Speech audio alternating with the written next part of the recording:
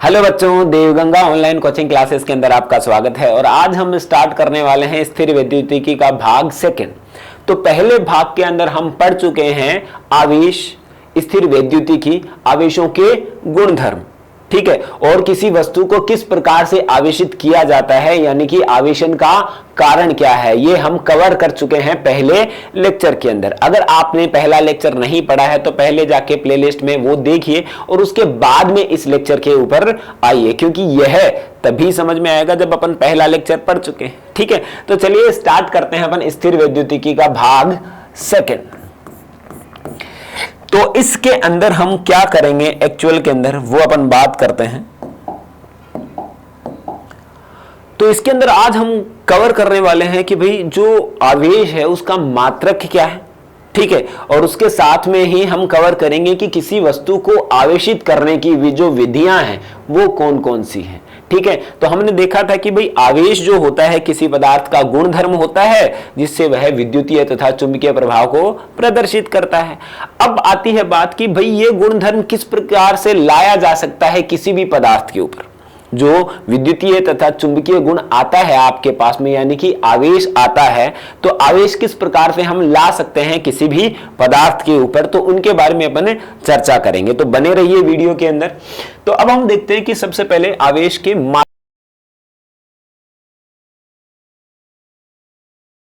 क्या है।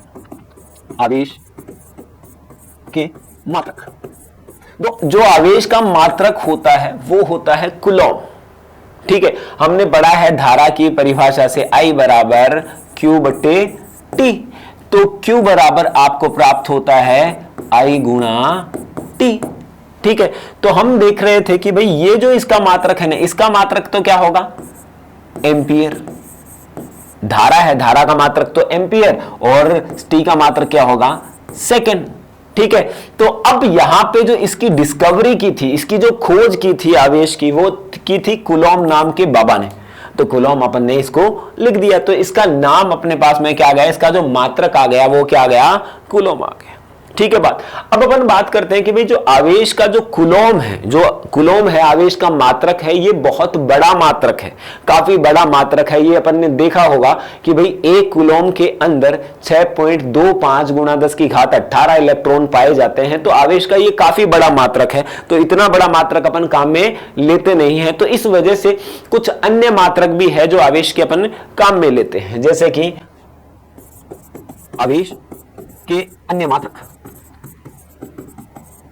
जैसे हम लेते हैं 1 मिली कूलॉम, और मिली का मतलब अपन जानते हैं कितना होता है, 10 की घात माइनस का 3 कूलॉम। ऐसे ही अपन काम में लेते हैं 1 माइक्रो कूलॉम, 1 माइक्रो कूलॉम। ये जो साइन है वो क्या है, माइक्रो बोलते हैं इसको अपन। ये होता है आपके पास में 10 की घात माइनस का 6 कूलॉम। और ऐसे ही अपन काम में लेते हैं 1 नैनो कूलॉम, जो कि होता है 10 की घात माइनस का 9 कूलॉम, और 1 पिको कूलॉम, जो कि होता है 10 की घात माइनस का 12 कूलॉम। तो ये आवेशों के ये ज्यादातर मात्रक हम यूज करते दिखेंगे चैप्टर के अंदर। तो सबसे ज्यादा अपन ये यूज करते हैं, माइक्रो के फॉर्म में अपन आवेशों को लेते हैं। ठीक है, अब इसके कुछ सीजीएस मात्रक भी होते हैं। तो हम जानते हैं कि जो आवेश है, आवेश जो होता है वो 2 गुण को दर्शाता है, विद्युतीय तथा चुंबकीय गुण को दर्शाता है। अरे पढ़ा था ना अपन ने।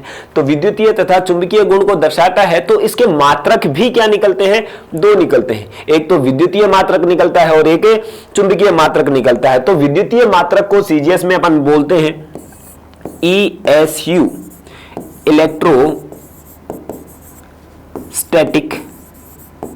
स्टैटिक यूनिट, ये होता है। और एक ESU का मतलब होता है 1/3 गुणा 10 की घात 9 कूलॉम, ये इसके बराबर होता है। इसको फ्रैंकलिन भी बोला जाता है, फ्रैंकलिन भी बोला जाता है। ठीक है बात। अब चुंबकीय मात्रक भी आता है, ये तो आपके पास में आया है, कौन सा मात्रक है, विद्युतीय। ऐसे ही आपके पास में चुंबकीय मात्रक भी होता है। चुंबकीय मात्रक होता है आपके पास में एक EMU का मतलब मैं बता देता हूं, इलेक्ट्रो मैग्नेटिक यूनिट। ठीक है, ये बहुत काम में नहीं आता है अपने, लेकिन फिर भी अपने को लिखना जरूरी है कि इलेक्ट्रोमैग्नेटिक इसका चुंबकीय मात्रक है जिसका मान होता है 10 कूलॉम के बराबर। किसके बराबर होता है? 10 कूलॉम के बराबर होता है। तो ये अपन ने पढ़ा कि आवेशों के कौन कौन से मात्रक अपन काम में लेते हैं। आवेश का एक और मात्रक होता है जो कि सबसे बड़ा मात्रक है, उसकी भी अपन बात करते हैं, फेराडे। कौन सा डे? फेराडे। फेराडे एक आवेश का सबसे बड़ा मात्रक है जो कि है 96,500 कूलॉम। 96,500 कूलॉम इसका सबसे बड़ा मात्रक है। बात समझ में आ रही है? तो यहां से अपन ने कवर कर लिया कि भाई आवेश क्या है और आवेशों के मात्रक भी अपन ने पढ़ लिया है। अब हम देखेंगे जो आवेशन की विधियां कौन कौन सी है, अर्थात किसी वस्तु के ऊपर हम किस प्रकार से, कौन कौन से ऐसे तरीके हैं जिसके कारण मैं क्या कर सकता हूं, उस वस्तु को आवेशित कर सकता हूं, उस वस्तु के ऊपर आवेश ला सकते हैं। बात क्लियर? तो यहां पे अपन देख रहे हैं आवेशन की विधियां। आवेशन की विधियां, तो सबसे पहले अपन बात करते हैं, तो पहला है आपके पास में घर्षण विधि। घर्षण विधि, तो घर्षण विधि तो अपन ने पढ़ी थी, तुम्हें ध्यान हो तो हमने क्या किया था कि जब आवेशन का कारण पढ़ा था तो आवेशन के कारण में हमने घर्षण विधि को ही प्रदर्शित किया था। तो हम क्या कर रहे थे कि जब दो वस्तुओं को आपस में घर्षित करते हैं, इस विधि के अंदर हम क्या करते हैं, जब दो वस्तुओं को आपस में घर्षित किया जाता है तो परमाणुओं के अंदर उपस्थित जो इलेक्ट्रॉन है बाह्यतम कक्षा के अंदर, वो इलेक्ट्रॉन ऊर्जा को ग्रहण करके एक वस्तु से दूसरी वस्तु में आ जाते हैं। तो जिसके कारण क्या होता है कि एक वस्तु के ऊपर तो ऋणात्मक आवेश आ जाता है, अर्थात जो वस्तु इलेक्ट्रॉनों को ग्रहण करती है अर्थात उसके ऊपर इलेक्ट्रॉनों की वृद्धि हो जाती है, तो उसके ऊपर तो आ जाता है ऋणात्मक आवेश, तथा वह वस्तु जब इलेक्ट्रॉनों को देती है, प्रदान करती है, उसके ऊपर क्या आ जाता है, धनात्मक आवेश। तो ये हो गई आपके पास में घर्षण विधि।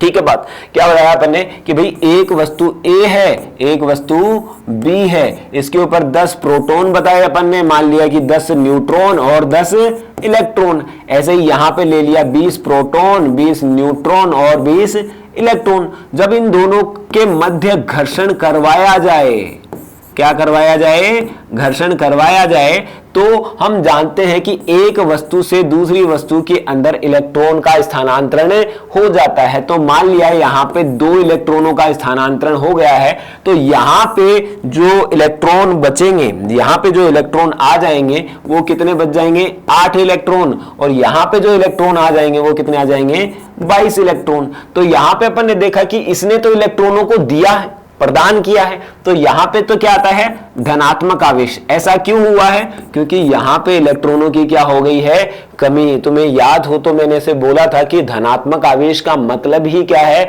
वहां पर उस वस्तु के ऊपर इलेक्ट्रॉनों की कमी हो गई है। अरे बात समझ में आ रही है या फिर भूल गए हो? नहीं, अगर भूल गए हैं तो आप पहला लेक्चर जरूर देखें और साथ साथ में नोट्स बनाएं। अगर नोट्स साथ साथ में बना रहे हैं तो आप पाओगे कि आपकी जो भूलने की प्रोबेबिलिटी है वो बहुत कम है। ठीक है, तो यहां पे अपन देखेंगे कि यहां पे क्या है आपके पास में 22 इलेक्ट्रॉन, जो कि इलेक्ट्रॉनों की क्या हो गई है, वृद्धि हो गई। तो यहां पे इलेक्ट्रॉनों की वृद्धि के कारण यहां पे क्या आता है, ऋणात्मक आवेश आ जाता है। तो ये हुई आपके पास में घर्षण विधि। कौन सी विधि है ये, घर्षण विधि है। उसके बाद में अपन बात करते हैं चालन विधि। चालन विधि, चालन विधि आपको क्या बताती है उसके बारे में हम देखते हैं।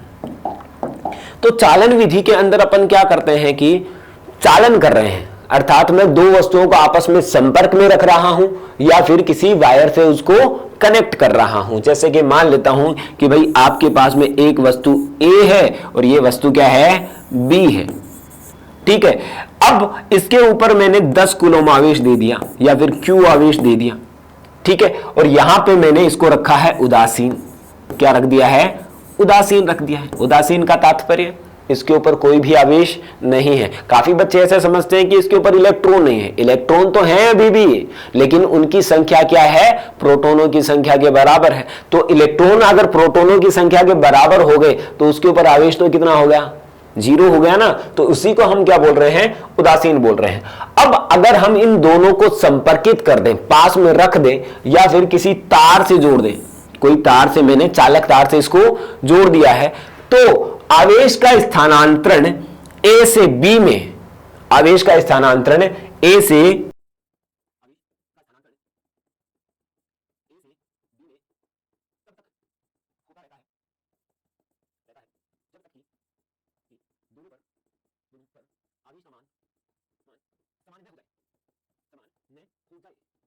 क्या बताया मैंने कि जब दो वस्तुओं को एक उदासीन लिया है या फिर एक आवेशित को एक उदासीन को हम संपर्कित कर रहे हैं या फिर किसी तार से जोड़ रहे हैं, तो आवेश का स्थानांतरण उच्च आवेश वाली वस्तु से निम्न आवेश वाली वस्तु की ओर तब तक होता रहता है जब तक कि दोनों के ऊपर आवेश का मान समान नहीं हो जाए। तो कहने का मतलब यहां पे Q है, तो टच करने के बाद में, संपर्क के बाद में यहां पे कितना आ जाएगा Q/2 और यहां पे भी कितना आ जाएगा Q/2। फॉर एग्जांपल यहां पे 10 कूलम लिया है तो यहां पे कितना आ जाएगा 5 कूलम और यहां पे भी कितना आ जाएगा 5 कूलम। ये एक बात होती है, लेकिन ये तभी तक सत्य है, यह तभी तक सत्य है जब तक दोनों का आकार और प्रकृति समान न हो। ठीक है, वापस सुनेंगे बात ध्यान से। यह तभी तक सत्य है जब तक दोनों का आकार व प्रकृति समान हो, तभी तक ये बात सत्य है। कहने का मतलब क्या हुआ कि ए का आकार है वो बी के आकार के बराबर होना चाहिए, यानी कि अगर 10 मीटर का गोला लिया है मैंने इसको, तो दूसरा भी क्या होना चाहिए 10 मीटर का गोला ही होना चाहिए। और साथ में ही दोनों की जो प्रकृति है वो भी क्या होनी चाहिए समान। प्रकृति से तात्पर्य है कि अगर ये लोहे का है तो ये भी क्या होना चाहिए लोहे का ही होना चाहिए, यानी कि ये ए धातु है तो ये भी ए ही धातु होनी चाहिए। ये है इसका मतलब। आकार का मतलब अपन ने समझा और प्रकृति का मतलब भी अपन ने समझ लिया।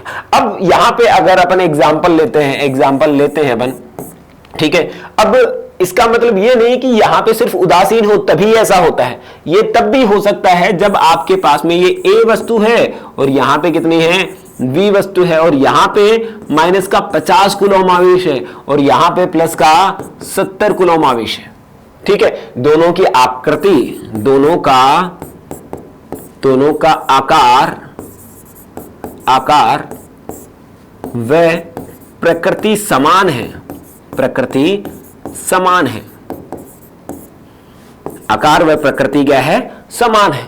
अब दोनों का आकार व प्रकृति समान है, यदि इन दोनों को संपर्कित कर दिया जाए या फिर तार से जोड़ दिया जाए, ठीक है, तो क्या होगा यहां से ये जो माइनस का 50 माइक्रो कूलम है और यहां पे कितना है प्लस का 70 कूलम, सॉरी माइक्रो नहीं है प्लस का ही अपन ने लिया है, माइनस का 50 कूलम और माइनस का प्लस का 70 कूलम है। तो अब क्या होगा इन दोनों पर जो आवेश है क्या होगा तब तक होता रहेगा जब तक कि दोनों पर बराबर नहीं आ जाए। तो पहले तो अपन देखते हैं कि माइनस का 50 है प्लस का 70 है ना, दोनों पर आधा आधा डिवाइड कर देंगे अपन, तो कितना आएगा 10 कूलम। कितना आया ईच के ऊपर कितना आ गया 10 कूलम। तो यहां पे भी कितना आया है 10 कूलम आवेश आया है और यहां पे भी कितना आया है 10 कूलम आवेश आया है।